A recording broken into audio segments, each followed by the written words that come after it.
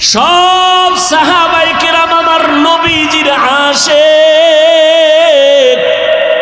আর আমার নবী হলেন একমাত্র ওমরের আশিক। আমার রাসূলের প্রিয় হযরত ওমর আমার আল্লাহর প্রিয় নবী, কোনো গুনাহ নাই, আল্লাহ কত বড় নবীর আশিক।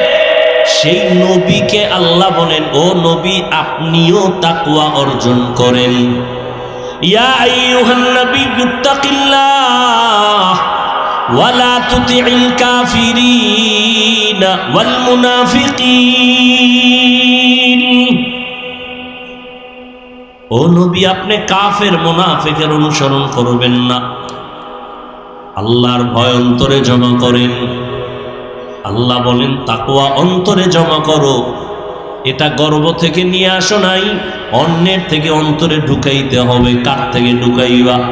তাকওয়া অন্তরে ঢুকানোর ঠিকানা দুইটা, এক হলো রমজানের রোজা, আর একটা হলো খাঁটি আল্লাহর বান্দা যারা মুত্তাকি, তাদের কলব হলো তাকওয়ার গোডাউন।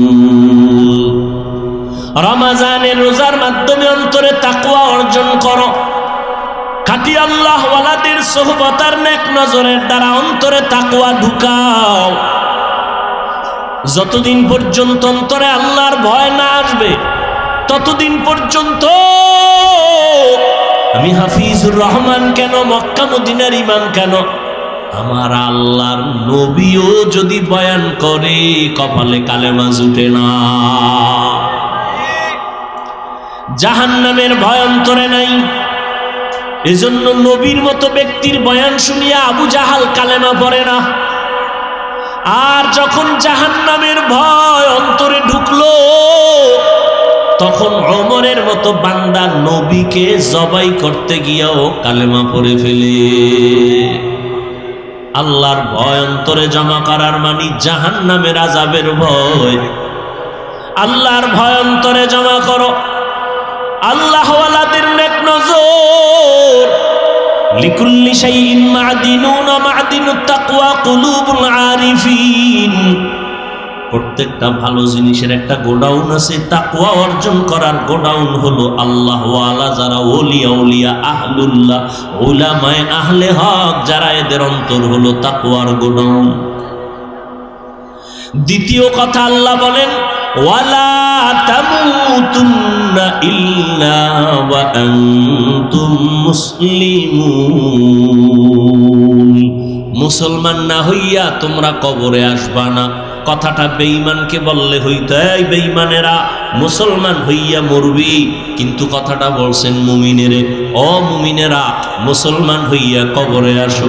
মুমিন তো মুসলমান, এখানে আমরা সবাই যেমন মুমিন তেমনই তো মুসলমান, কিন্তু আল্লাহ আলাদা করে কেন বললেন ও মুমিন মুসলমান হইয়া কবরে আসো? আসলে মুমিন হওয়া, মুসলমান হওয়াটা বড় কঠিন।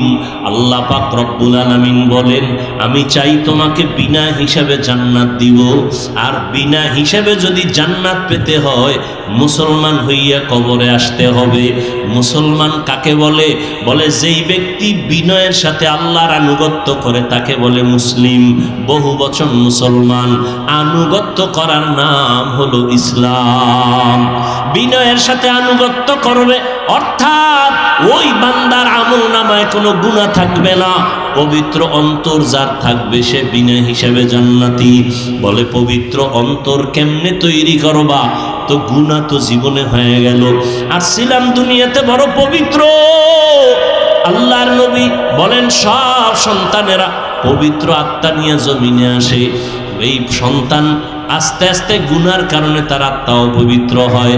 গুনার কারণে হাত না পাক, গুনার কারণে জবানটা না পাক, গুনার কারণে চোখ না পাক, গুনার কারণে আমার অন্তর না পাক। এই গুনার থেকে বাঁচিয়া বান্দা অন্তরকে পরিশুদ্ধ করো। সামনের জীবনে আরো গুনাহ হতে পারে, সেখান থেকেও বাঁচো। পেছনে যা হইয়াই গেল, এখান থেকে বাঁচার একমাত্র ব্যবস্থা হলো তওবা, ইস্তেগফার। ইস্তেগফার পড়লে আল্লাহর নবী বলেন তার আমল নামায় গুনাহ থাকতে পারে না। ইস্তেগফার ও তওবা করো, সামনের জীবনে যেন কোনো গুনাহ না হয়। সেই ক্ষেত্রে তোমার অন্তরে লাগবে আল্লাহর ভয়, তাকওয়া। তাকওয়া যদি অন্তরে জমা করতে পারো তাহলে তুমি গুনাহ থেকে বাঁচবা। তাকওয়া জমা করার জন্য লাগবে খাঁটি আল্লাহওয়ালাদের নেক নজর। বলে কতক্ষণ? বলে গুনাহ থেকে মুক্ত হতে পারবা না যতক্ষণ। এজন্য আল্লাহওয়ালাদের নেক নজর লাগলেই বান্দার পরিবর্তন শুরু হয়ে যায়। কারণ আল্লাহ তাদের স্পেশাল পাওয়ার দান করেন, যেই পাওয়ারটা সাধারণ মানুষকে আল্লাহ দান করেন না। এই জন্য উলামায়ে কেরামের সোহবতে, খাঁটি আল্লাহওয়ালাদের সোহবতে গিয়া দেখা যায় কত বেনামাজি নামাজি, কত বেপর্দাওয়ালা পর্দা করে, জীবনে আল্লাহকে চিনত না, এখন আল্লাহকে চিনে, নামাজ পড়ে, আজানটা হলেই মসজিদে দৌড়ায় যায়।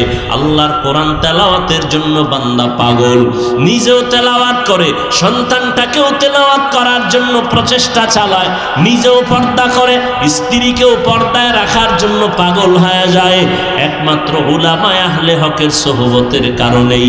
আল্লাহ এজন্য অন্য আয়াতে বলেন, ইয়া আইয়ুহাল্লাযীনা আমানুত্তাকুল্লাহ ওয়া কুনু মা'আস সাদিকিন। আল্লাহকে ভয় করো, আল্লাহর প্রিয় বান্দা যারা তাদের বন্ধু হয়ে থাকো।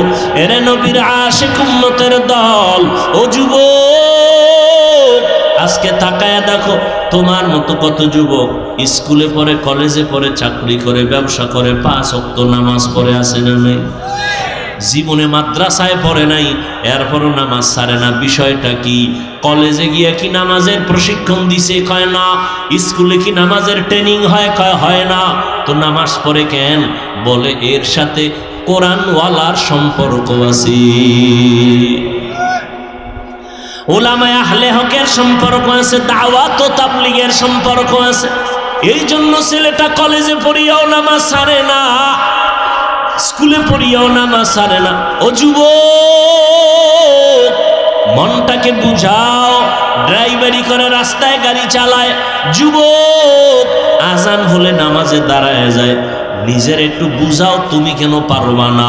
তোমার মতো যুবক সন্তান মাছ ধরে, কৃষি কাজ করে, শ্রমিকের কাজ করে, চাকরি করে, ব্যবসা করে, নামাজ ছাড়ে না, তুমি কেন পারবা না? আল্লাহর কাছে তওবা করো। হতবাগার পক্ষে বুঝি চলে গেলা, এখনো সময় আছে, তওবা করে নাও। পেছনের গুনাহ থেকে ইস্তেগফার পড়ো, আল্লাহকে বলো, হে মালিক, জীবনে তো শয়তানের ধোকায় পড়ে, নফসের ধোকায় গুনাহ করেছি, কত নামাজ ছাড়লাম, কত বেপরদায় চললাম, আজকে থেকে তৈরি হয়ে গেলাম, আর নামাজ ছাড়বো না, বেপরদায় চলবো না। মা বাবার দোয়া নিয়া, উলামায়ে কেরামের পরামর্শ নিয়া 5 ওয়াক্ত নামাজ পড়বো, আর কোনোদিন দাড়ির মধ্যে অস্ত্র লাগাইব না। আল্লাহর কাছে বান্দা যদি খাঁটিভাবে বলতে পারে তওবার নিয়তে, আল্লাহর নবী বলেন, বান্দা হাজারো লাখো গুনাহ যদি করে আল্লাহ মুহূর্তে মাফ করে দিবেন। জানি না কার অন্তর নরম হবে, তওবার দরজায় ফিরে আসবে। যাদের কপাল ভালো, আল্লাহর কাছে যারা খাঁটি মনে তওবার নিয়ত করবে, আল্লাহ দরজা খুলে দিবেন। হেদায়াতের মালিক আল্লাহ। ও আল্লাহর বান্দারা, এখনো যদি অন্তর তৈরি হয়, তাকওয়া অন্তরে ঢুকাইয়া উলামায়ে কেরামের পরামর্শ নিয়ে চলবে, এমন নিয়তটা যদি অন্তরে করা যায়, মনে মনে আল্লাহকে বলেন, হে আল্লাহ, হায়াতের মালিক আপনি, ইজ্জতের মালিক আপনি, রিজিকের মালিক আপনি, আর জীবনে নামাজ ছাড়বো না, বেপরদায় চলবো না, আর দাড়ি কাটবো না। মা বাবার দোয়া নিয়া, উলামায়ে কেরামের পরামর্শ নিয়া আমরা নামাজ পড়ব, নবীর তরিকায় চলব। আল্লাহ আমাদের খাঁটি তওবা করার তৌফিক দান করেন, আমিন। অধ্যকার ইসলাহি মাহফিলে উপস্থিত মোহতারাম সম্মানিত সভাপতি, প্রধান অতিথি, বিশেষ অতিথিবৃন্দ, হযরত উলামায়ে কেরাম, এলাকার বিভিন্ন স্থান থেকে আগত আল্লাহ পাকের আশিকিন, জাকিরিন, শাকিরিন, মুহিব্বিন, মুরব্বিয়ান এজাম, কলিজার টুকরা আমার সমবয়সী যুবক বন্ধুগণ, স্নেহের ছোট ভাই, পর্দার আড়ালে মাইকের আওয়াজ শ্রবণরতা সম্মানিত মা ও বোনেরা, আল্লাহ পাকের দরবারে লাখো কোটি শুকর যে আল্লাহ পাক এই ফিতনার যুগে হাজারো লাখো মানুষের মধ্য থেকে বাছাই করে পৃথিবীর শ্রেষ্ঠ মজলিস উলামায়ে আহলে হকের মজলিস, গুনাহ মাফের মজলিস, তওবা কবুলের মজলিস, এই বরকতি মজলিসে আমাদেরকে আসা বসার তৌফিক দান করেছেন।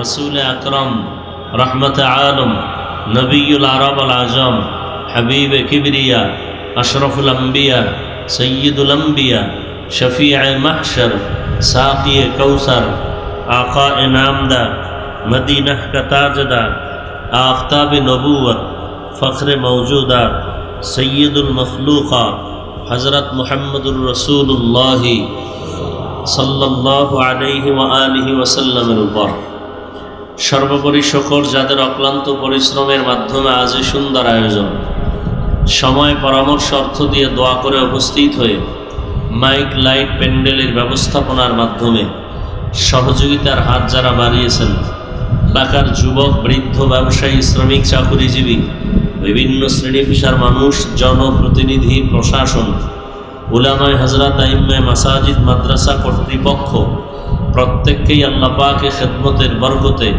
দুনিয়াতে শান্তি, পরকালে চিরমুক্তির ব্যবস্থা করে দিন। হযরত উলামায়ে কেরাম কোরআন সুন্নাহ ভিত্তিক দিক নির্দেশনামূলক আলোচনা রেখেছেন। বিশেষ করে বাংলাদেশের প্রথিত যশা হাজারো লাখো আলেমের উস্তাজুল উলামা হযরত মাওলানা মুফতি দিলাওয়ার হুসাইন দামাত বারাকাতুহুম, আল্লামা মুফতি আবু সাঈদ সাহেব দামাত বারাকাতুহুম, হযরতুল আল্লাম আব্দুল আউয়াল সাহেব দামাত বারাকাতুহুম সহ অনেক উলামায়ে কেরাম আলোচনা করেছেন। এবং আমার উস্তাজ মুহতারাম স্টেজে আছেন, যার দোয়া আর মোহাব্বতের টানে এখানে দাওয়াত নিয়েছি। সংক্ষিপ্ত কিছু কথা বলার জন্য হাজির হয়েছি। আমাদের মুরব্বী উলামায়ে কেরাম যে কথাগুলো বলেছেন, হয়তো অনেকে শুনেছেন, অনেকে শুনেন নাই। আল্লাহ পাক সবাইকে তাদের কথাগুলো সহি তরিকায় আমল করার তৌফিক দান করেন। উলামায়ে আহলে হক সহ সমস্ত উলামায়ে কেরামদের ইজ্জতকে আল্লাহ বেশি বেশি বাড়ায় দেন। ফেসবুকে লেখার দ্বারা বিভিন্ন ষড়যন্ত্রের মাধ্যমে যারা আলেমদের ইজ্জতকে ছোট করার ষড়যন্ত্রে লিপ্ত, আল্লাহ ওদের হেদায়াত দান করুন। কোরআনে হাকিমের এক আয়াতে কারিমা সূরা আলে ইমরান থেকে তেলাওয়াত করেছি। নবীজির হাদিস থেকে একটি হাদিসের অংশ পড়েছি। আয়াত ও হাদিসের আলোকে ইখলাস ও রুহানিয়াতের সমন্বয়, সহি নিয়তে, সহি তরিকায় সহি কিছু কথা বলার মতো, শুনবার মতো আমাকে আপনাদের প্রত্যেককেই আল্লাহ পাক তৌফিক দান করেন। বড় বরকতের মজলিস। আমি বান্দার গ্যারান্টি না থাকলেও বহু আল্লাহ পাকের খাস বান্দা এখানে আছেন যাদের আমিন কবুল হওয়ার আশা করা যায়। প্রথমে দোয়া করি আল্লাহ মাহফিলের বরকতে গোটা এলাকা বরকতপূর্ণ করে দেন। মাদ্রাসা কবুল করে নেন। মাদ্রাসার স্থায়ী জায়গার প্রয়োজন আল্লাহ ব্যবস্থা করে দেন।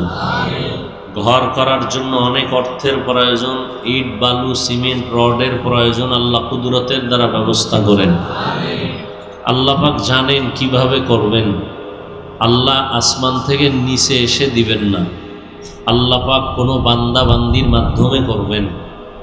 আল্লাহ যাকে পছন্দ করেন, যার টাকা আল্লাহর কাছে মহব্বতের হবে, এরকম এক বান্দা হোক বান্দি হোক, আল্লাহ তার টাকা কুদরতের দ্বারা কোরআনের এই মাদ্রাসার দরওয়াজায় পৌঁছায় দেন।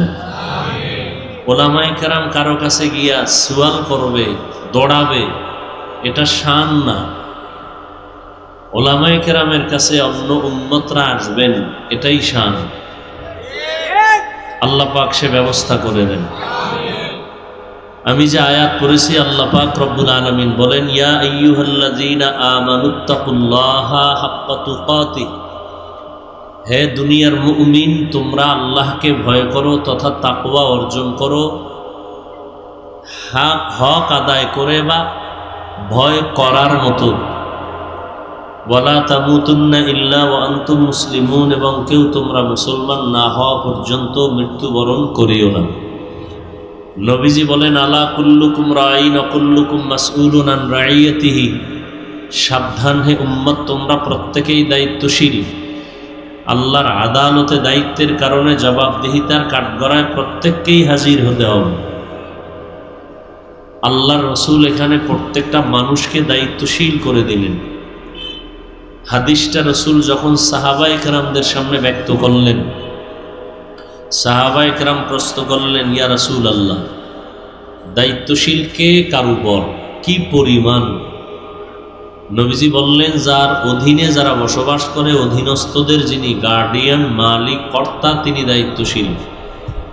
যেমন মা বাবা সন্তানের গার্ডিয়ান, সন্তান মা বাবার অধীন, অতএব মা বাবা সন্তানের দায়িত্বশীল।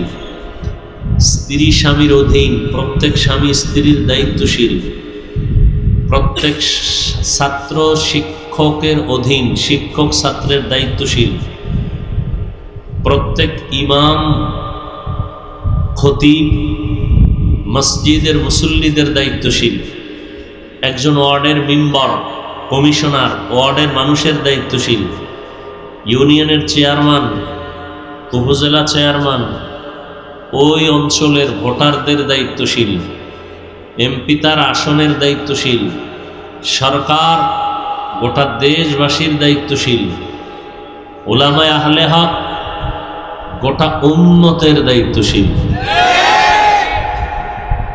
আল্লাহর নবী বলেন, দায়িত্বশীলরা রেডি হও, আল্লাহর কাছে দায়িত্বের কারণে জবাবদিহিতার কাঠগড়ায় দাঁড়াতে হবে। এখন মা বাবা সবসময় চিন্তা করতে হবে সন্তানের দায়িত্ব পালন করছেন কিনা। স্বামীকে চিন্তা করতে হবে স্ত্রীর দায়িত্ব পালন করছেন কিনা। কিয়ামতের দিন আল্লাহ পাক কড়ায় গণ্ডায় হিসাব নেবেন। হিসাব নিয়ে এরপরে আল্লাহ ফয়সালা দিবেন। আল্লাহ চাইলে সব পারেন, তারপরও সাক্ষী পেশ করবেন সত্য আর মিথ্যার পক্ষে বিপক্ষে।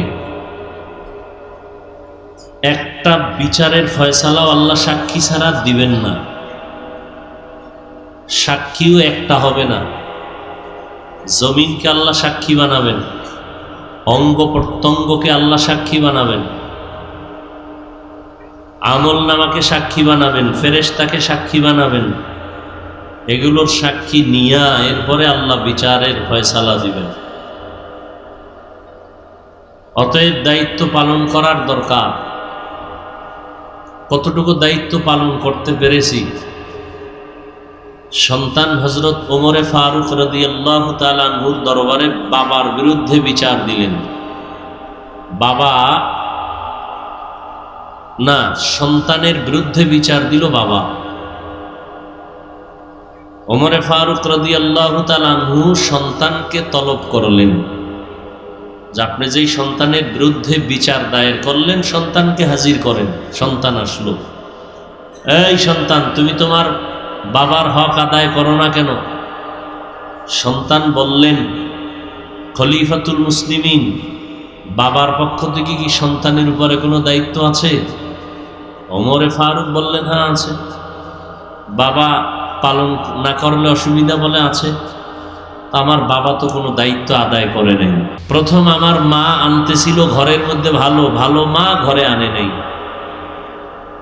দ্বিতীয়, আমাকে দুনিয়াতে আল্লাহ পাঠিয়েছেন, প্রথম কি হক ছিল? বলে একটা সুন্দর নাম রাখবে। বলে না, আমার নাম সুন্দর রাখে নাই, জউল নাম রাখছে। আমরা বলি জুয়েল, সন্তানের নাম কোয়েল, দোয়েল, হাসি, বৃষ্টি, সবুজ, গম্বুজ, সন্তানের নাম, যেগুলো মুখে নিতে লজ্জা লাগে।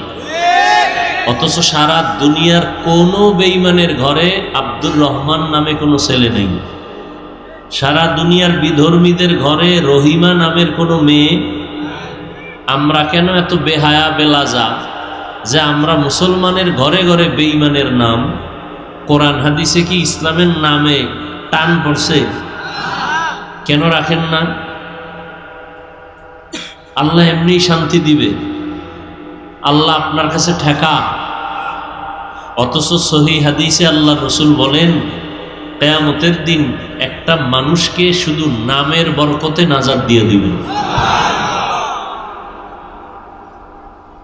সন্তানের নাম সাগর, হৃদয়, নদী,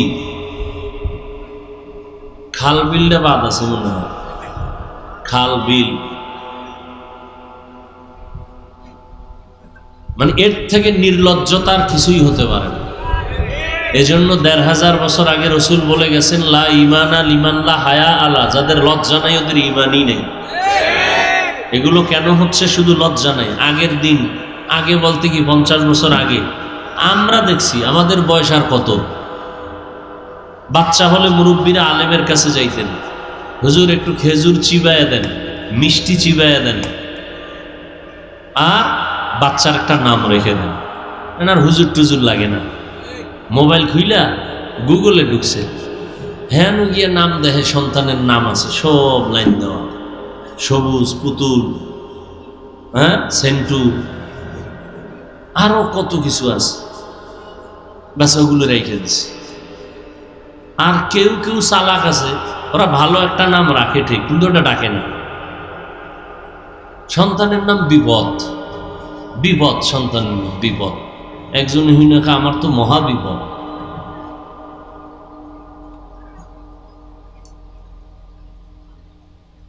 এরপরও বাংলাদেশে কিছুটা এই ওয়াজ মাহফিল থাকাতে আছে, নাইলেও থাকতো না। এখন এই ওয়াজ মাহফিলও বন্ধ করার জন্য ষড়যন্ত্র চলতেছে। কোরআনের আওয়াজের সাউন্ড কমাও, বহু বন্ধু আছে। গানের সাউন্ড কমাও, একজন বন্ধু হইল।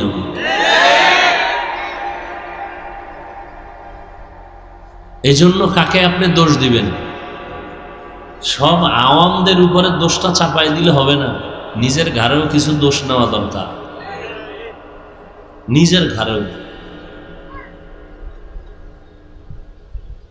আল্লাহ আমাদের সব ভাইকে হেদায়েত দান করুন। মা বাবার দায়িত্ব সন্তানের উপর।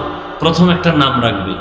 قال النبي صلى الله عليه وآله وسلم من ولد له ولد فليحسن اسمه وأدبه فإذا بلغ فليزوج فإن بلغ ولم يزوج فأصاب اسما فإنما اسمه على أبيه أو كما قال النبي عليه الصلاة والسلام। পয়গম্বর বলেন, ও সন্তানের মা বাবা, জমিনের মধ্যে সন্তান ভূমিষ্ঠ যদি হয়, ভালো একটা নাম রাখো। 7 দিনের দিন তার চুল ফালাও। সমর্থবান যদি হও, আকিকাটা দাও। সুন্দর একটা নাম রাখো, আদব শিক্ষা দাও। দুনিয়াতে আদবের শিক্ষা শ্রেষ্ঠ শিক্ষক রহমাতুল লিল আলামিন। নবীর শিক্ষা ছাড়া আর কোনো আদবের শিক্ষা, সবগুলো বেয়াদবি, সবগুলো বেয়াদবি। জন্ম নিছে মুসলমানের ঘরে, বাবা মুসলমান, মা মুসলমান, ছেলের নাম আব্দুর রহমান। শিক্ষকের সাথে বেয়াদবি করে কেন? বলে মুসলমানের ঘরে জন্ম নিছে ঠিক, কিন্তু শিক্ষাটা মুসলমানি কায়দায় পায় না। থানায় আসামি ধরে নিয়ে পুলিশে পিটাচ্ছে, কোনো কাম দেয় না, হুদা চিৎকার দেয়, চোখে পানি নেই।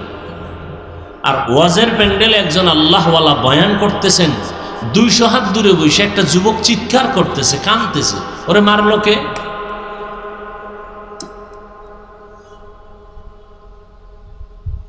লা ইকরাহা ফিদ্দীন, ধর্ম নিয়ে কোনো জোর জবরদস্তি করা জায়েজ নেই।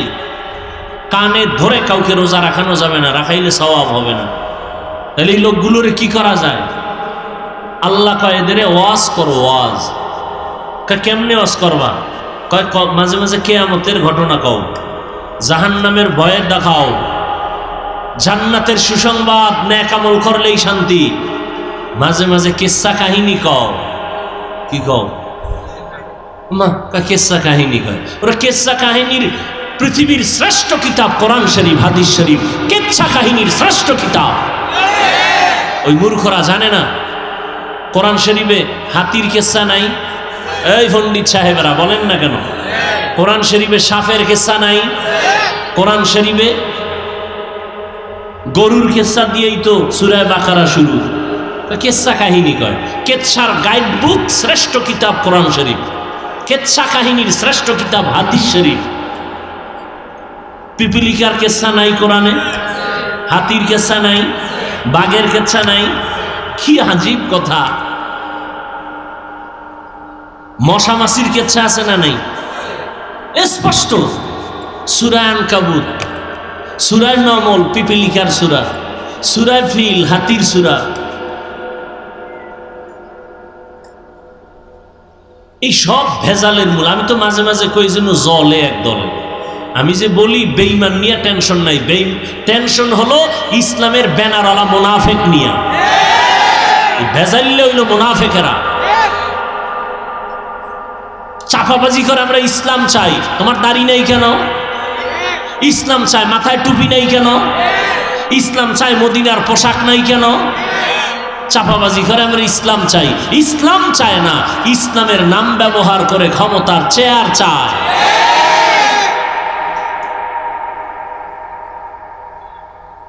আল্লাহ হেদায়াত দান করুন।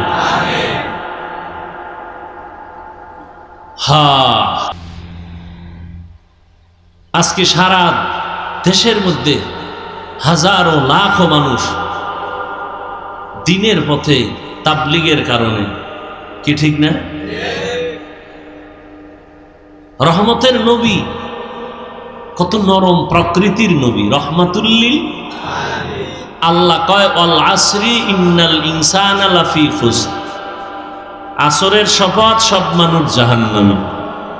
কিন্তু নামের ব্রেক লাগাইছেন পরে। নবী কি কয়? কুল্লু উম্মতি ইয়াদখুলুনাল জান্নাতা, সব উম্মতেরা জান্নাতি। পরে গিয়ে কয় কিন্তু আল্লাহ কয় আগে সব কি কথা বল, সব জাহান্নামী। কিন্তু লাগায় কয় না, 4 গুণালারা জান্নাতি। আর নবী আগেই কয় সব জান্নাতি। রহমতের নবীর রহমতের আওয়াজ। কিন্তু যারা আমি মুহাম্মদের মানে না তারা না, যারা মুহাম্মদের মানে না তারা না। সাহাবায়ে কেরাম কয় রাসূলুল্লাহ আপনারা মানে না কারা? আবার ওদিক গেলে আর এক ঝামেলা।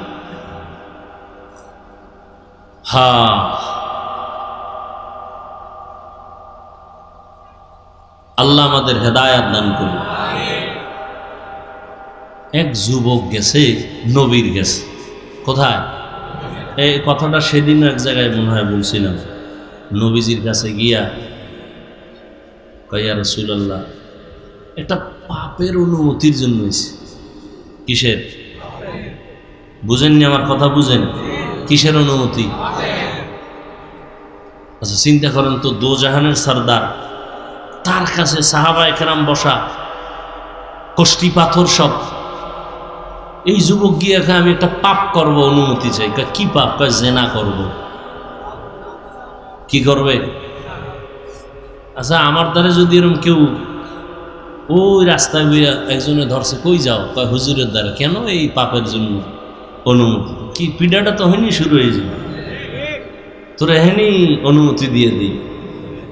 স্বয়ং রসুলের কাছে হাজির হয়ে গেছে। সাহাবায়ে কেরাম ভেতরে রাগ থাকলেও চুপ, কারণ রহমতের নবী এখানে হাজির। দেখেন সব সাহাবায়ে কেরাম ভেতরে আগুন, রহমতের নবী চুপচাপ কাছে টানছে, আসো আরো কাছে আসো। নবী এসে এবার কাছে, মাথায় হাত দিয়া, গলায় হাত দিয়া, একটা মহাব্বতের আলিঙ্গন দিয়ে এবার কয় তুমি জিনা করবা? কহ কার সাথে? তোমার বোনের সাথে? সি সি সি সি নবী কি বল, কেউ করে? ও তাহলে তোমার আম্মুর সাথে? নাউযুবিল্লাহ, নবীজি কি বলো? আচ্ছা আচ্ছা করবা না? না কখনো। ও তা তোমার চাচি? বলে না নবী, তার চাচির সাথে। তোমার ফুফি? না। তোমার খালা? এভাবে নবী কয়েকজনের নাম টাম কইয়া এবার তুই কাল্লা বের কোনো একটা মেয়ের সাথে? বলে হ্যাঁ। সেই মেয়েটাও তো কারো না কারো বোন, কারো না কারো মাও হতে পারে। রহমতের নবীর নরম কথা ভিতরে ঢুকে গেছে। যুবক কাইয়া রাসূলুল্লাহ মাফ করে দেন, তওবা করায় দেন, জিন্দেগিতে আর এই গুনার কাছেও যাব না।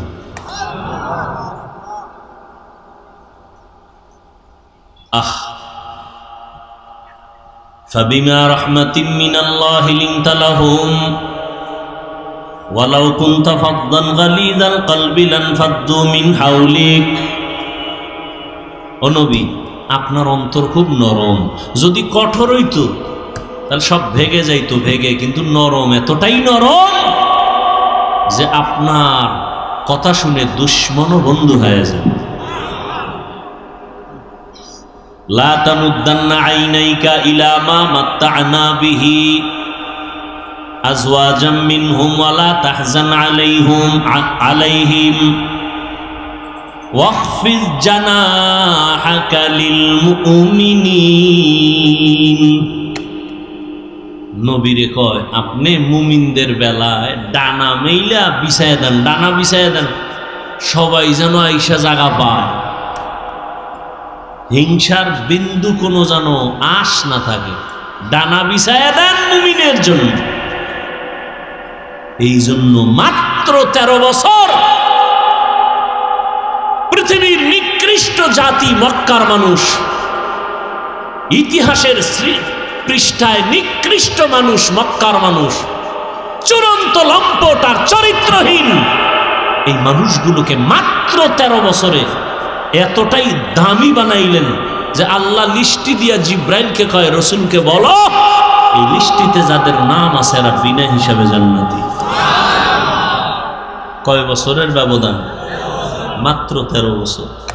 রহমতের নবীর আদর্শ আচরণ, জীবনে কোনোদিন গালি দেন নাই, হাজারো গালি শুনছেন, কোনোদিন জবাব দেন নাই, চোখ তুলে কোনোদিন কারো সাথে গরম চোখে তাকান নাই।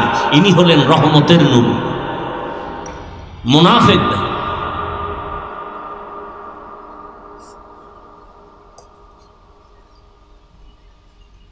করোনা গেছে, ওয়াজ বন্ধ হয়েছে, ওয়াজ করি নাই, আর ওলামায়ে কেরাম করে নাই, কাকে দোষ দিবেন?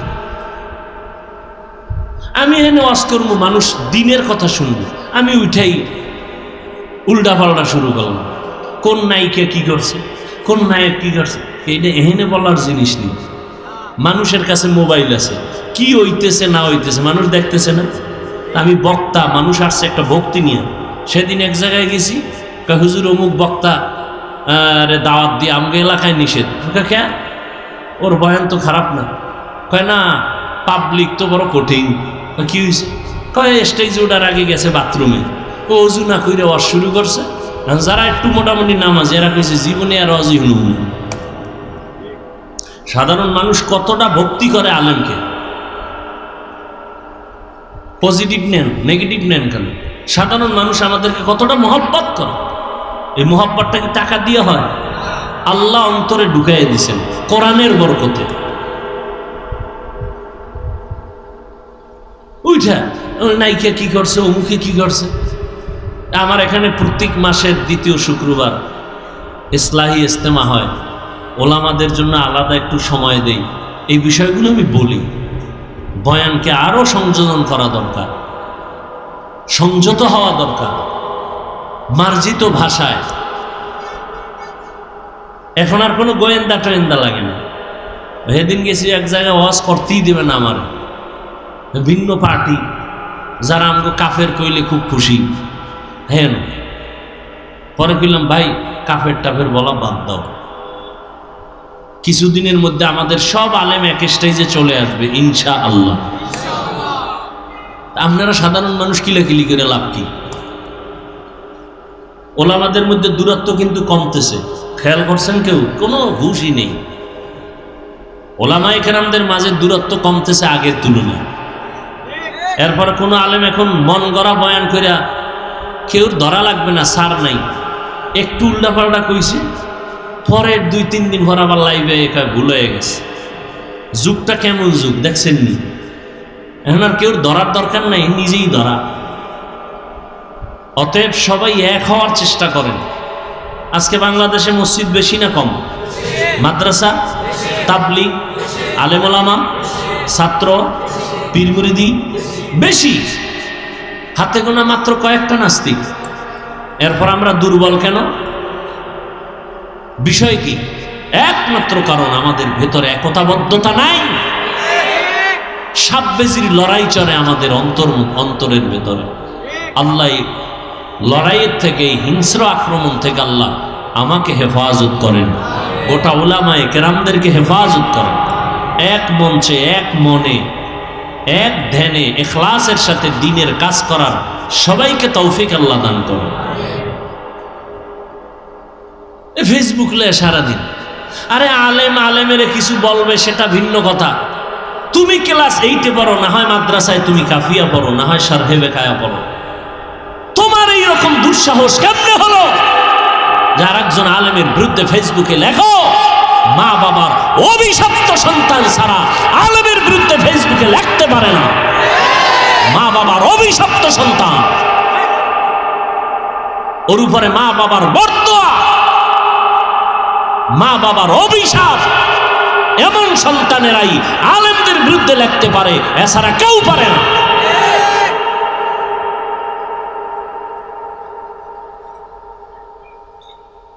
আল্লাহ হেদায়াত দান করুন। আল্লাহ আমাকে হেদায়াত দান করুন, আপনাদেরকেও হেদায়াত দান করুন। আল্লাহ পাক মুমিনকে বললেন, ও মুমিন, আমি আল্লাহ তোমাদেরকে বিনা হিসাবে জান্নাত দিতে চাই। আমরা চাইনি? চাইনি? হিসাব দিয়া না হিসাব ছাড়া? আল্লাহ বলেন তাহলে কাজ করা লাগবে 2টা। 1 নাম্বার, আমাকে ভয় করো। ভয় করার মতো বলে কেমনে? হক আদায় করে। এই আয়াত যখন অবতীর্ণ হয়, সাহাবায়ে কেরাম বেকারার হয়ে গেলেন। ইয়া রাসূলুল্লাহ, আল্লাহ কত বড়, তার হক আমরা বান্দা কিভাবে আদায় করব? এটা অসম্ভব। নবীও চিন্তায় পড়ে গেলেন। আল্লাহ রাব্বুল আলামিন জিব্রাইলকে পাঠাইলেন আয়াত নিয়ে। ও জিব্রাইল, নবীকে সান্ত্বনার বাণী শুনাইয়া দাও। ইত্তাকিল্লাহা মাস্তাতা'তুম, আল্লাহকে ভয় করো সাধ্য মতো। হক আদায় করে ভয় করার প্রয়োজন নাই, সাধ্য মতো আল্লাহকে ভয় করো। সাহাবায়ে কেরাম আশ্বস্ত হলেন, হ্যাঁ, সাধ্য মতো আল্লাহকে ভয় করাটা সম্ভব। আল্লাহর হক আদায় করে কারো দ্বারা ভয় করাটা সম্ভব না। এই ভয়ের নাম তাকওয়া। যিনি আল্লাহকে ভয় করবেন তার নাম মুত্তাকি। ভয়টা থাকার জায়গার নাম হলো অন্তর। তবে এটা চিরসত্য, তাকওয়া জন্মগতভাবে কেউ নিয়ে আসেন, এটা অর্জন করতে হয়। এজন্য আল্লাহ বলেন, এইটা অর্জন করার জন্য কোরআনে বারবার তাকিদ দিলেন, কারণ এটা এমন একটা পুঁজির নাম, আল্লাহর কাছে সর্বোচ্চ সম্মানিত হওয়ার জন্য যত রাস্তা আছে সর্বশ্রেষ্ঠ রাস্তা হলো তাকওয়া। ইন্না আকরামাকুম ইনদাল্লাহি আতকাকুম। আল্লাহ পাক নবীকে জানায় দেন, আমার কাছে সবথেকে বড় দামি ওই ব্যক্তি যার মধ্যে আছে তাকওয়া। রহমতের নবী আমার, যেই নবীর এত গুণগান, যেই নবীর এত শান, যে নবীর কোনো গুনাহ নাই, কেউ যদি সন্দেহ করে তার ঈমান চলে যাবে। সেই নবী আমার আল্লাহর কত বড় প্রিয়, আল্লাহর এত বড় প্রিয় আমার নবী। মূসা নবী আল্লাহর প্রিয় বন্ধু, ঈসা নবী আল্লাহর প্রিয় বন্ধু, मूसा नबी, इब्राहिम नबी, इस्माइल नबी, दाऊद नबी, यूसुफ नबी, नूह नबी, सब नबी आल्लाहर प्रिय बंधु। मुहम्मद आल्लाहर प्रिय बंधु। तबे व्यवधान আল্লাহ পাক মহব্বতের এক পর্যায়ে গিয়া নবীদেরকে এক একটা টাইটেল দিছেন। মূসাকে আল্লাহ টাইটেল দিলেন কালিমুল্লাহ, ইব্রাহিমকে দিলেন খলিলুল্লাহ, দাউদ নবীরে খলিফাতুল্লাহ, আদমকে সফিউল্লাহ, ইসমাইলকে জবিহুল্লাহ। যাকে যা দিছেন, কিন্তু হাবিবুল্লাহ কাউকে দেন নাই। হাবিবুল্লাহ রিজার্ভ রাখছেন রহমতুল লিল আলামিনের জন্য। সব নবীরা রসুল যারা সব আমার আল্লাহ পাকের আশিক, আর একমাত্র আল্লাহ হলেন রহমতের নবী মুহাম্মদের আশিক। সব নবী রসুল কার আশিক? আরে কথা হয় না। আল্লাহ কার আশিক? নবীর আশিক। ঠিক তেমনি ভাবে সব সাহাবায়ে কেরাম আমার নবীজির আশিক, আর আমার নবী হলেন একমাত্র ওমরের আশিক।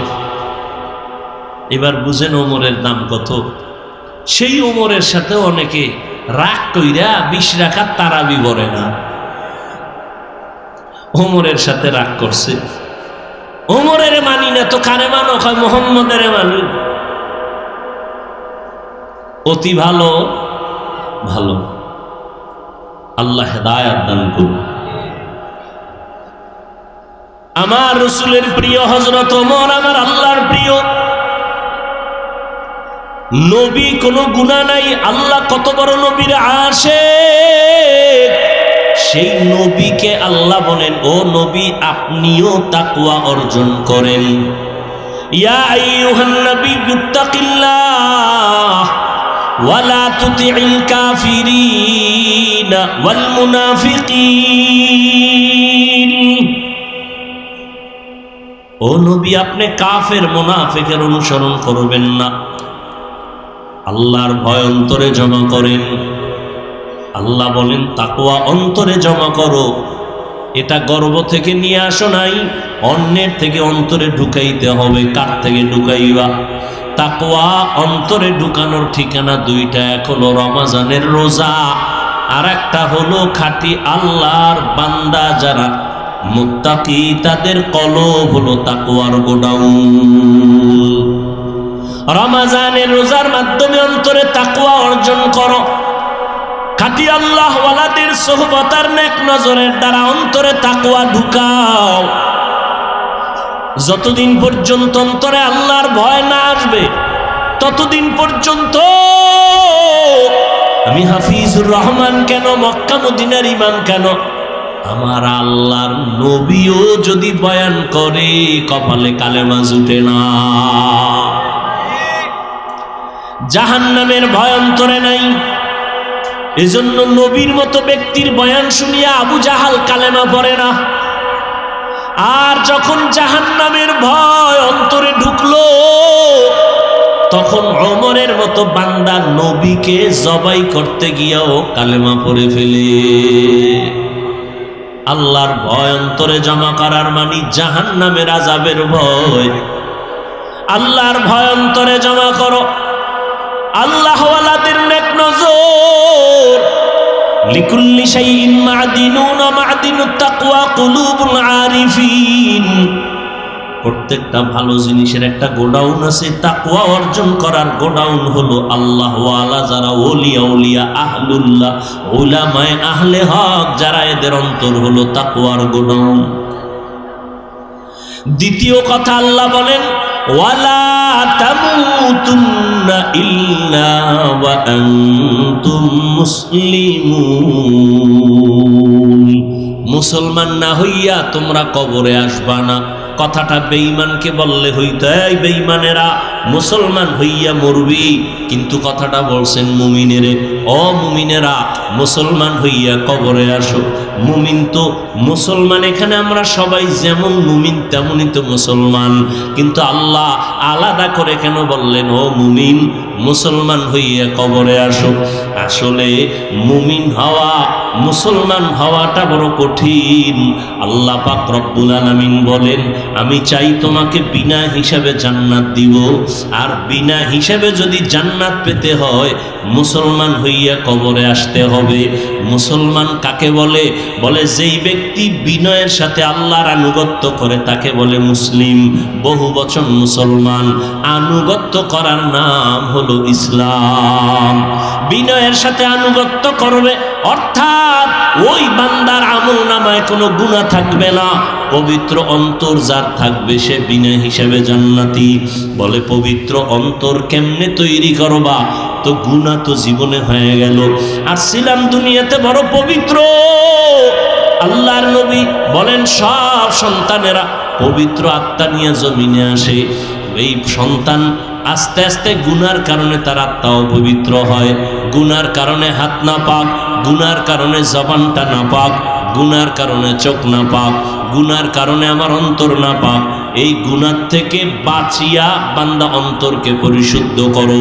সামনের জীবনে আরো গুনাহ হতে পারে, সেখান থেকেও বাঁচো। পেছনে যা হইয়াই গেল, এখান থেকে বাঁচার একমাত্র ব্যবস্থা হলো তওবা, ইস্তেগফার। ইস্তেগফার পড়লে আল্লাহর নবী বলেন তার আমল নামায় গুনাহ থাকতে পারে না। ইস্তেগফার ও তওবা করো, সামনের জীবনে যেন কোনো গুনাহ না হয়। সেই ক্ষেত্রে তোমার অন্তরে লাগবে আল্লাহর ভয়, তাকওয়া। তাকওয়া যদি অন্তরে জমা করতে পারো তাহলে তুমি গুনাহ থেকে বাঁচবা। তাকওয়া জমা করার জন্য লাগবে খাঁটি আল্লাহওয়ালাদের নেক নজর। বলে কতক্ষণ? বলে গুনাহ থেকে মুক্ত হতে পারবা না যতক্ষণ। এজন্য আল্লাহওয়ালাদের নেক নজর লাগলেই বান্দার পরিবর্তন শুরু হয়ে যায়। কারণ আল্লাহ তাদের স্পেশাল পাওয়ার দান করেন, যেই পাওয়ারটা সাধারণ মানুষকে আল্লাহ দান করেন না। এই জন্য উলামায়ে কেরামের সোহবতে, খাঁটি আল্লাহওয়ালাদের সোহবতে গিয়া দেখা যায় কত বেনামাজি নামাজি, কত বেপর্দাওয়ালা পর্দা করে, জীবনে আল্লাহকে চিনত না, এখন আল্লাহকে চিনে, নামাজ পড়ে, আজানটা হলেই মসজিদে দৌড়ায় যায়। আল্লাহর কোরআন তেলাওয়াতের জন্য বান্দা পাগল, নিজেও তেলাওয়াত করে, সন্তানটাকেও তেলাওয়াত করার জন্য প্রচেষ্টা চালায়, নিজেও পর্দা করে, স্ত্রীকেও পর্দায় রাখার জন্য পাগল হয়ে যায়, একমাত্র উলামায়ে আহলে হকের সোহবতের কারণেই। আল্লাহ এজন্য অন্য আয়াতে বলেন, ইয়া আইয়ুহাল্লাযীনা আমানুত্তাকুল্লাহ ওয়া কুনু মা'আস সাদিকিন। আল্লাহকে ভয় করো, আল্লাহর প্রিয় বান্দা যারা তাদের বন্ধু হয়ে থাকো। এরে নবীর আশিক উম্মতের দল, ও যুবক আজকে তাকায়া দেখো তোমার মতো কত যুবক স্কুলে পড়ে, কলেজে পড়ে, চাকরি করে, ব্যবসা করে, 5 ওয়াক্ত নামাজ পড়ে আছে না নাই? জীবনে মাদ্রাসায় পড়ে নাই, এরপরও নামাজ ছাড়ে না। বিষয়টা কি? কলেজে গিয়া কি নামাজের প্রশিক্ষণ দিছে? কয় না। স্কুলে কি নামাজের ট্রেনিং হয়? কয় হয় না। তো নামাজ পড়ে কেন? বলে এর সাথে কোরআনওয়ালার সম্পর্ক আছে, উলামায়ে আহলে হকের সম্পর্ক আছে, দাওয়াত ও তাবলীগের সম্পর্ক আছে। এই জন্য ছেলেটা কলেজে পড়িয়াও নামাজ ছাড়ে না, স্কুলে পড়িয়াও নামাজ ছাড়ে না। ও যুবক মনটাকে বুঝাও, ড্রাইভারি করে, রাস্তায় গাড়ি চালায়, যুবক আজান হলে নামাজে দাঁড়ায় যায়, নিজের একটু বুঝাও তুমি কেন পারবা না? তোমার মতো যুবক সন্তান মাছ ধরে, কৃষি কাজ করে, শ্রমিকের কাজ করে, চাকরি করে, ব্যবসা করে, নামাজ ছাড়ে না, তুমি কেন পারবা না? আল্লাহর কাছে তওবা করো। হতভাগার পক্ষে বুঝি চলে গেলা, এখনো সময় আছে, তওবা করে নাও। পেছনের গুনাহ থেকে ইস্তেগফার পড়ো, আল্লাহকে বলো, হে মালিক জীবনে তো শয়তানের ধোকায় পড়ে, নফসের ধোকায় গুনাহ করেছি, কত নামাজ ছাড়লাম, কত বেপরদায় চললাম, আজকে থেকে তৈরি হয়ে গেলাম আর নামাজ ছাড়বো না, বেপরদায় চলবো না। মা বাবার দোয়া নিয়া, উলামায়ে কেরামের পরামর্শ নিয়া 5 ওয়াক্ত নামাজ পড়বো, আর কোনোদিন দাড়ির মধ্যে অস্ত্র লাগাইব না। আল্লাহর কাছে বান্দা যদি খাঁটিভাবে বলতে পারে তওবার নিয়তে, আল্লাহর নবী বলেন বান্দা হাজারো লাখো গুনাহ যদি করে আল্লাহ মুহূর্তে মাফ করে দিবেন। জানি না কার অন্তর নরম হবে, তওবার দরজায় ফিরে আসবে। যাদের কপাল ভালো, আল্লাহর কাছে যারা খাঁটি মনে তওবার নিয়ত করবে, আল্লাহ দরজা খুলে দিবেন। হেদায়াতের মালিক আল্লাহ। ও আল্লাহর বান্দারা, এখনো যদি অন্তর তৈরি হয়, তাকওয়া অন্তরে ঢুকাইয়া উলামায়ে কেরামের পরামর্শ নিয়ে চলবে, এমন নিয়তটা যদি অন্তরে করা যায়, মনে মনে আল্লাহকে বলেন, হে আল্লাহ, হায়াতের মালিক আপনি, ইজ্জতের মালিক আপনি, রিজিকের মালিক আপনি। আর জীবনে নামাজ ছাড়বো না, বেপরদায় চলবো না, আর দাড়ি কাটবো না। মা বাবার দোয়া নিয়া, উলামায়ে কেরামের পরামর্শ নিয়া আমরা নামাজ পড়ব, নবীর তরিকায় চলবো। আল্লাহ আমাদের খাঁটি তওবা করার তৌফিক দান করেন, আমিন।